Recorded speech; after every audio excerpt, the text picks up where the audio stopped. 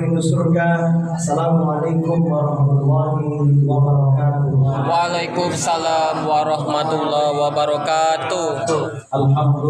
Lillah. Alhamdulillah bi ni'matihi tatimmus shalihat. Asyhadu an la ilaha Illallah. wa asyhadu anna Muhammadan Rasulullah. Allahumma shalli ala sayyidina wa maulana Muhammad. Allahumma sholli alaihi. قال الله تعالى في قرآنه الكريم أعوذ بالله من الشيطان الرجيم بسم الله الرحمن الرحيم واستعينوا بالصبر والصلاة وإنها لكبيرة إلا على الخاشعين. Sallallahu alaihi. Ya, sama-sama kita hormati dan kita ta'azimi keluarga ahli musibah, tuan rumah, mobil khusus dan Ahmad Nasution dan juga seluruh adik-beradik beliau yang mudah-mudahan Allah Subhanahu wa taala berikan keistiqomahan dan kesabaran bagi keluarga ini, terutama bagi keluarga dari almarhumah Khadijah Nasution beserta anak-anak beliau, cucu-cucu beliau. Semoga Allah Subhanahu wa taala berikan kesehatan dan keistiqomahan. Yang juga sama-sama kita takzimi Pak Haji kita, ketua masjid, imam masjid, silaturahmi, tokoh agama, tokoh masyarakat, Pak RT, Pak RW yang mungkin hadir, bapak-bapak, ibu-ibu jamaah takziah di hari ketiga mengenang dan mendoakan almarhum Ibu Khadijah Nasution yang sama-sama insyaallah yang duduk malam ini semoga suatu saat nanti bisa duduk di taman surganya Allah Subhanahu wa taala. Amin. Amin. Kata Nabi, ketika engkau melihat taman surga, maka mampirlah. Sahabat bertanya, "Ya Rasulullah, apakah taman surga itu ya Rasulullah?" Maka Nabi bersabda, taman surga itu adalah majelis yang di sana kamu mengingat Allah Subhanahu Wa ta'ala. La ilaha Illallah. Kita sudah baca Yasin, kita sudah berdoa, membaca Fatihah. Mudah-mudahan duduk kita ini adalah duduk yang dijanjikan nanti akan mendapatkan rahmat. Pulang dari sini bawa rahmat, pulang dari sini bawa keberkahan. Amin. Yang sakit jadi sembuh, Amin. yang seret rezeki jadi lancar. Amin. Yang penting selepas yasinan, selepas takziah, rumus hidup menjaga Koma. Ustadz, istiqomah itu berat Pak Ustadz, apalagi zaman sekarang hidup banyak sekali ujian. Betul apa betul hadirin? Betul. Ujian yang datang silih berganti. Ada yang diuji dengan anak, ada yang diuji dengan pasangan, ada yang diuji dengan keuangan, ada yang diuji dengan pekerjaan, bahkan ada yang diuji dengan kawan dekat. Betul? Setiap kita punya ujian. Kenapa? Karena kita berada di dunia. Dunia ini tempatnya ada ujian. Tapi kita sebagai orang mukmin tidak alergi dengan ujian. Kenapa? Karena orang beriman bukan mengeluh terhadap ujian, tapi ujian datang untuk diselesaikan dan ditaklukkan. Makanya orang beriman nggak anti ujian dia Pak Ustadz, betul Pak Ustadz ya? Tapi orang beriman itu dia menghadapi ujian, ketika ada ujian dia minta pertolongan kepada Allah. Hasbunallah wa ni'mal wakil, ni'mal maula wa ni'mal nasir. Cukuplah Allah yang jadi pelindung kami. Allah lah sebaik-baik pelindung. Maka kalau orang beriman, dia tidak putus asa. Orang beriman tidak pesimis. Orang beriman tidak kehilangan harapan. Mungkin saat ada ujian musibah, maka dia akan tetap lanjutkan kehidupan. Kenapa? Karena dia punya Allah. Anak kalau bergantung pada orang tua pasti akan meninggal. Orang tua terlalu bangga bergantung dia pada anak-anaknya, anak pun akan meninggal. Semua kita pasti akan meninggal. Kalau kita bicara tentang meninggal, maka meninggal ini menjadi ilmu bermuhasabah diri. Sebagaimana sekarang ini kita baru saja masuk tahun baru Islam. Benar Pak? Tahun berapa? 1447 Hijriah. Artinya apa? Ada dua pesan hal penting di tahun baru Islam. Yang pertama adalah pesan kebahagiaan. Yang kedua adalah pesan muhasabah. Pesan kebahagiaan ini artinya apa Ustaz? Datang bulan Muharram berarti datang seberkas harapan, tahun baru harapan baru, tahun baru banyak barokah.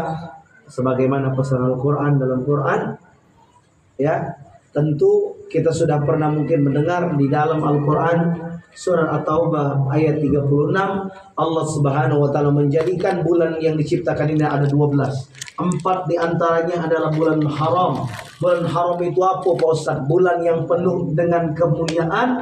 Level derajat 4 bulan ini lebih diagungkan dibanding bulan yang lain, yakni bulan yang diperintahkan banyak bertobat, banyak ibadah dan menjauhi maksiat. Apa baik bulannya? Yang pertama bulan Zulqa'dah, yang kedua Zulhijjah, yang ketiga Muharram, yang keempat bulan Rajab. Maka apa amalan ya yang paling penting di bulan 4 Iko ini? Nah, terutama di bulan Muharram ini. Kata Quran, "Fala tazlimu fihinna anfusakum." Janganlah kalian menzolimi dirimu sendiri. Jadi ini Pak amalan yang penting ya. Kan banyak berseliweran saya lihat di WA, ada yang ngajak surat Yasinan, ada yang ngajak puasa, ada yang ngajak baca Quran, ada yang ngajak hataman, betul? Ada yang ngajak memperbanyak sedekah, ngusap kepala anak. Ya, ternyata semua ini baik dah. Baik. Dalam rangka apa? Dalam rangka supaya kita tidak lagi balik seperti yang dipesankan Quran. Janganlah kamu menzalimi diri kamu sendiri. Siapa orang yang zalim? Orang yang zalim itu dia tahu ada dosa, dia tahu kalau bikin dosa menyusahkan dia, tapi masih tetap dia lakukan. Itulah orang yang zalim pada diri sendiri. Maka di bulan Muharram ini jamaah kita mendapatkan pesan kebahagiaan yang pertama. Artinya apa? Pesan selalu ada harapan. Ustaz, saya masih jarang sholat bolong-bolong. Mulai sekarang jangan bolong lagi. Ustaz, saya nakal. Mulai sekarang jangan nakal lagi. Ustaz, keluarga saya nggak saya urus. Mulai sekarang uruslah. Karena masih ada kesempatan. Yang kedua, tahun baru Islam ini menjadi tahun semangat bermuhasabah.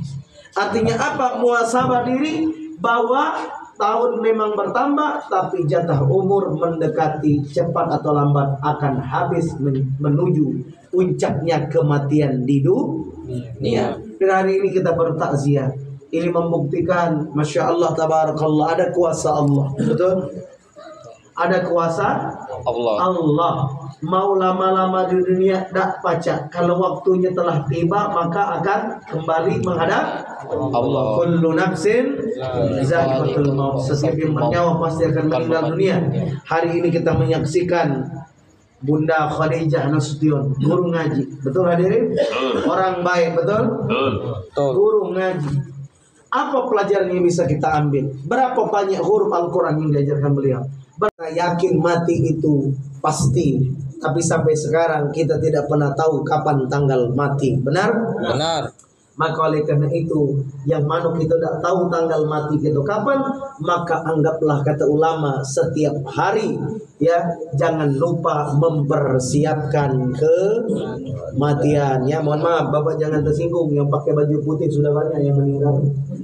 Serius saya, Ibu ada nggak yang baju putih di luar? Banyak ya, yang di dalam. Mohon maaf, jangan tersinggung. Makanya Ustaz hari ini ceramah pakai baju hitam merah. Karena yang baju putih sudah banyak yang meninggal. Ya. Oh nggak, mohon maaf, bercanda ya Pak ya, bercanda Pak ya.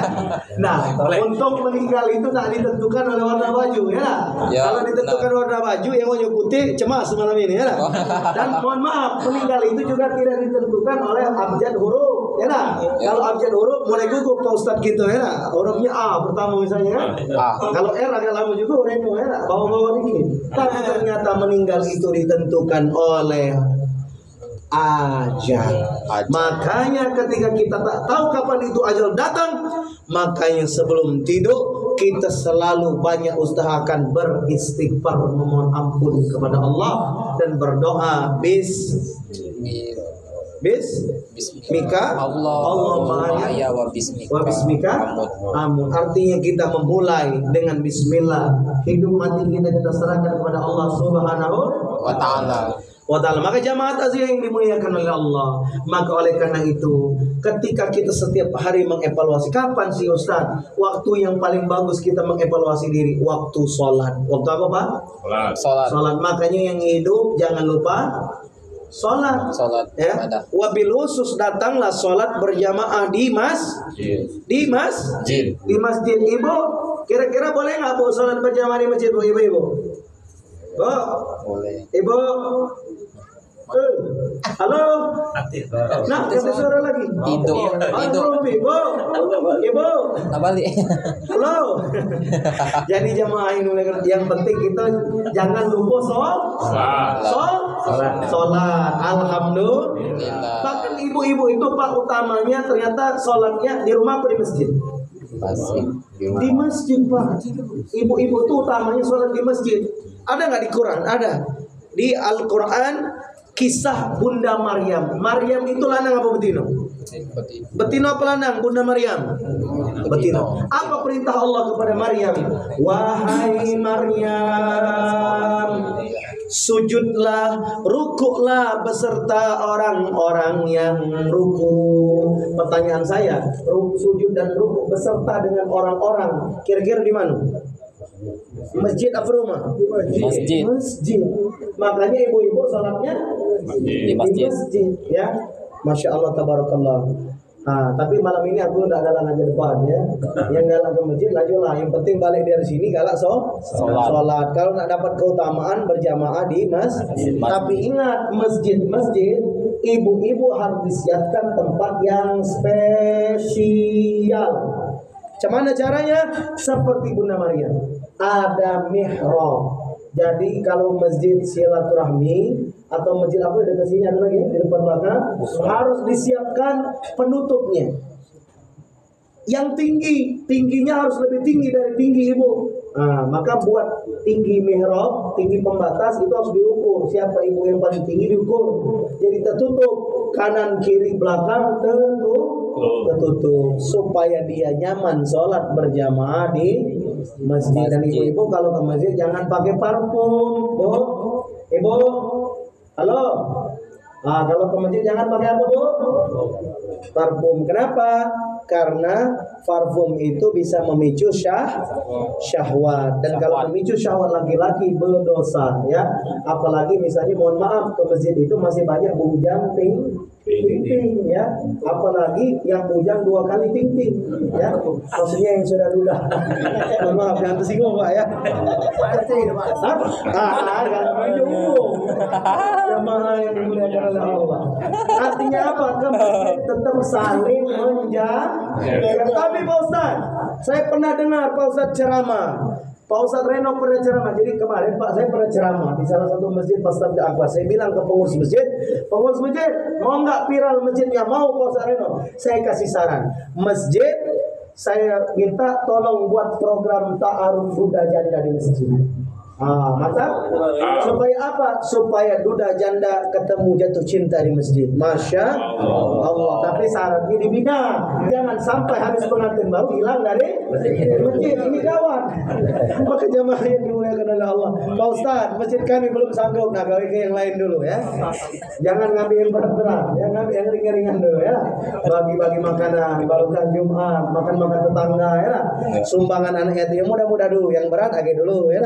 Kecuali yang mudah laksanakan. Betul hadirin? Betul. Ustaz, ngapa boleh? Emangnya duda janda menikah lagi? Boleh hadirin. Yang penting cinta sama cinta. Dan yang penting galak sama galak ya.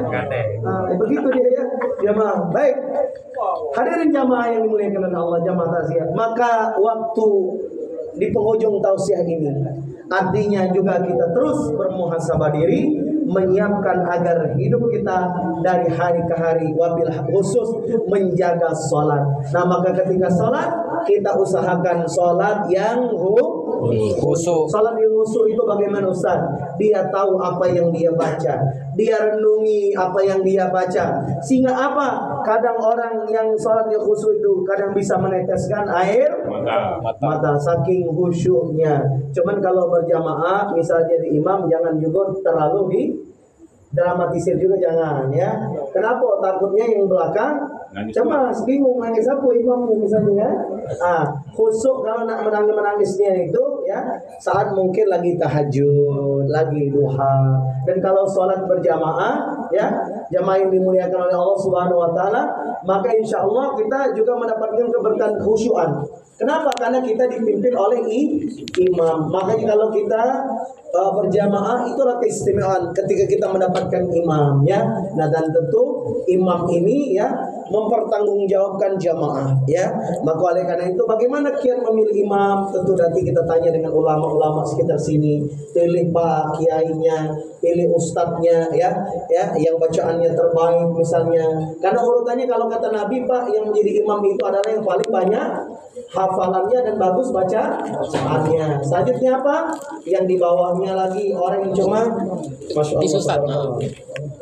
Yang apalagi setelah itu kalau misalnya ada kata yang paling banyak hafiz dan hafal macam yang bacaannya bagus. Setelah itu kalau misalnya bacaannya bagus, kalau yang paling tua dan bagus bacaannya, artinya yang duluan hijrah begitu dia ya. Ustaz kate galo, dak datang galo. Kebetulan salat zuhur alhamdulillah. Pastilah saya pengen imam zuhur ya. Masya Allah ya. Jamaah yang dimuliakan oleh Allah Subhanahu wa taala.